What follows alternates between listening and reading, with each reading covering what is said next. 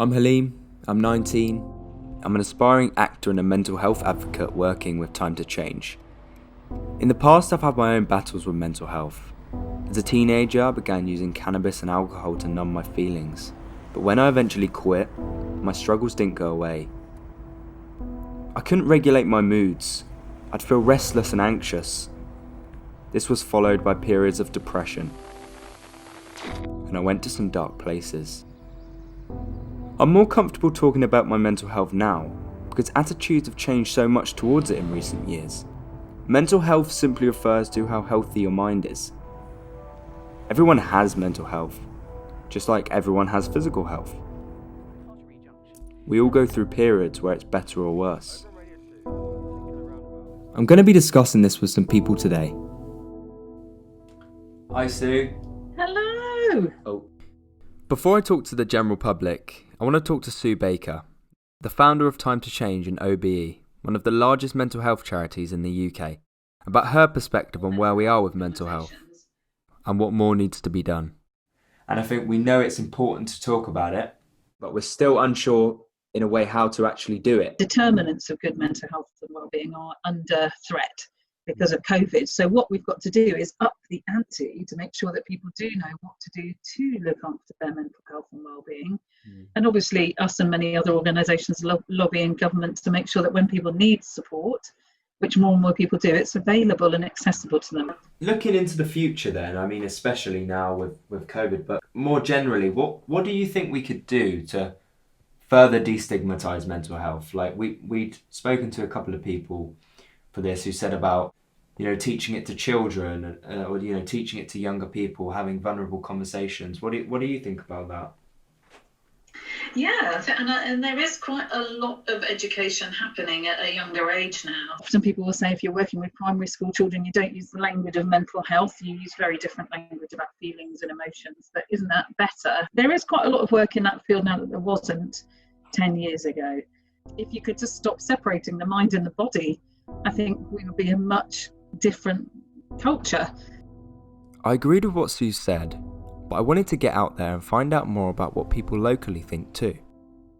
So then, do you think that the term mental health actually, it causes damage, do you think? I think if people use something a bit more gentle, something a bit less label-like, it can help.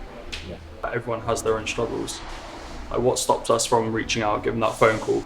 That might really help someone. That might be what they need in that moment, just someone to listen. Do you feel comfortable talking about your mental health? Honestly, it does depend on who it is. There are a few people that I can talk to about it. I can talk to them about most of it, but very few I can talk about everything. Within the past few years, not even past decade, but few years, people started talking about it so much more. And I got diagnosed with anxiety and mild depression. And the fact that I have actually been diagnosed helped me massively to understand what is actually going on with me and to know how to deal with it.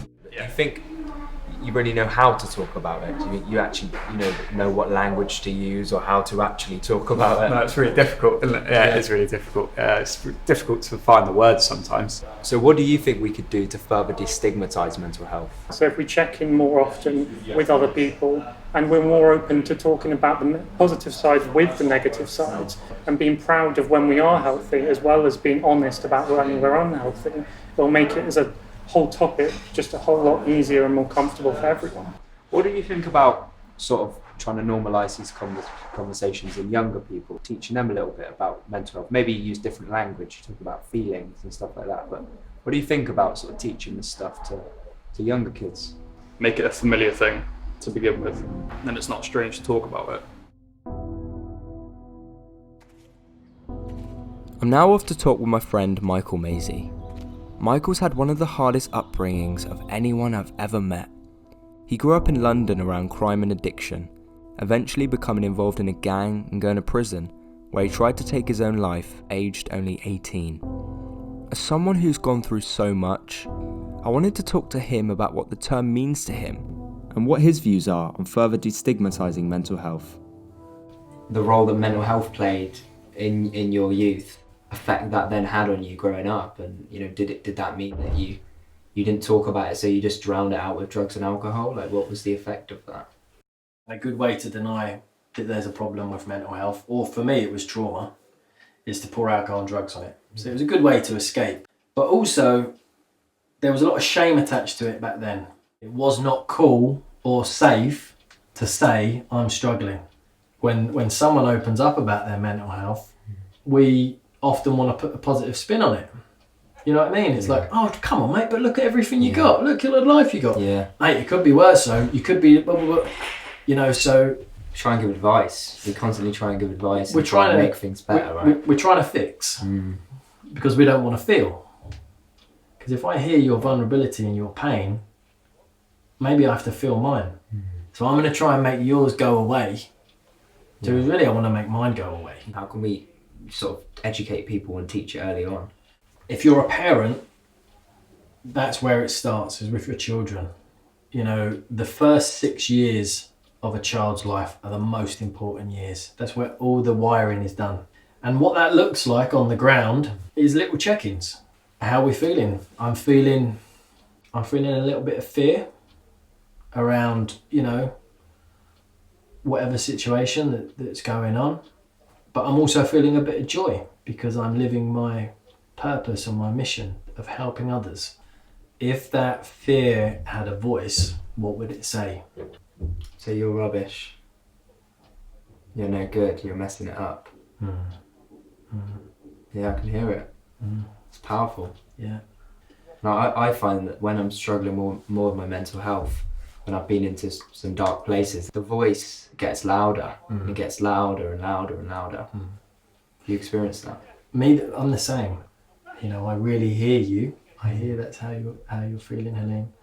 And I want to give you a reality check of what I see when I look at you. You know, and what I see when I look at you is a young man who's pioneering the way for other young men to make a difference in this world. I see strength, I see wisdom, I see a man I can trust.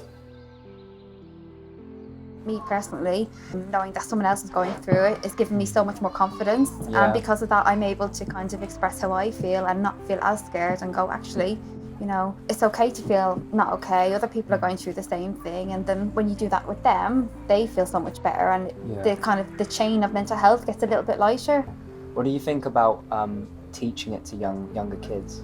Yeah, 100%. Because like I said at school, I mean, my brother had mental health problems and it was quite scary and stuff, but no one ever really sort of sat me down and talked to me about it properly. So I think maybe if you'd had that schooling on it at a young age, it'd be easier to deal with as you get older. Yeah. Do you think that's what we could do then to sort of further destigmatise it? Like, so much is changing, which is great, but to further sort of destigmatise it, do you think that's what we could maybe do? Like, it's like first aid. First aid is a fundamental life-saving skill that every child should learn to save a life in the future. Mental health first aid needs to be there too, because that is saving a life. I would imagine kids, certainly when I was growing up, I was exposed to a lot of peers within the school system from broken homes and sad backgrounds, and you just didn't know, because you know that you do physical education, it's, you know, physical well-being, and you know, you do that. Yeah, exactly. Look people in the face and say, are you okay?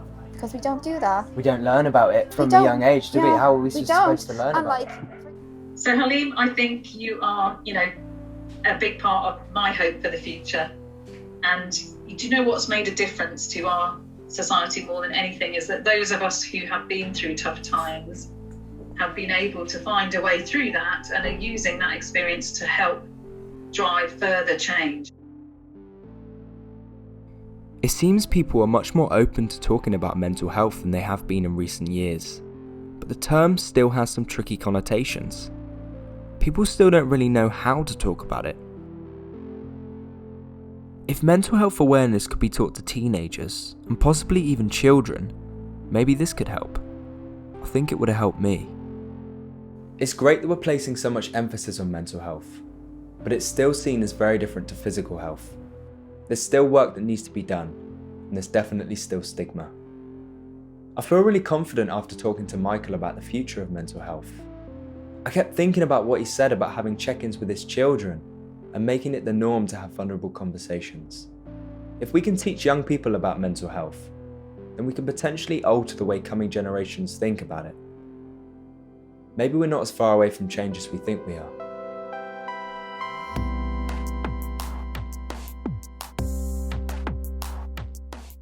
If you've been affected by any of the issues in this film, please contact Mind on the number below, or for more information about the cause, check out mindinsomerset.org.uk.